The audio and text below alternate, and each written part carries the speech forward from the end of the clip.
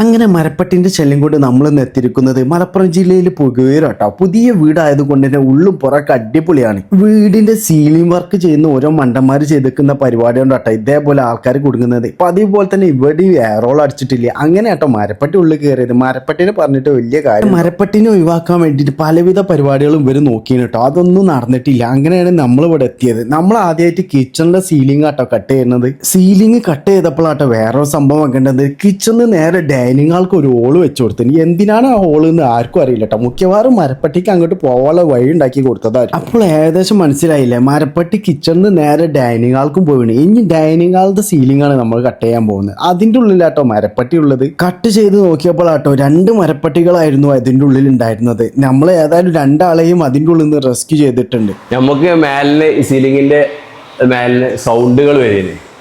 അപ്പോൾ അത്യാവശ്യം നല്ല സൗണ്ട് ഉണ്ടേന്. നമ്മൾ മെയിൻ്റെ അല്ലയോ, നമ്മൾ ഓരോ തിരക്ക് പെട്ടാണ്ട് മെയിൻ്റെ അല്ലേന്. പിന്നെ ഈ കോവിൻ്റെ ഉള്ളിൽ കൂടെ എന്തായി വാല് പുറത്ത് കാടി. അതിൽ പിന്നെ കുട്ടികൾക്കും പെണ്ണുങ്ങൾക്കൊക്കെ എന്തായി പേടിയായി. നമ്മൾ ആദ്യം പ്രാവാണെന്ന് വിചാരിച്ചിട്ടുണ്ട്. അപ്പോൾ പ്രാവല്ല എന്നുള്ളത് മനസ്സിലായി. അതിൽ പുറത്ത് പോയി നോക്കിയപ്പോൾ 2 ഓൾ എന്തായിട്ടില്ല, സീലിംഗ് ഏരിയ അടച്ചിട്ടില്ല.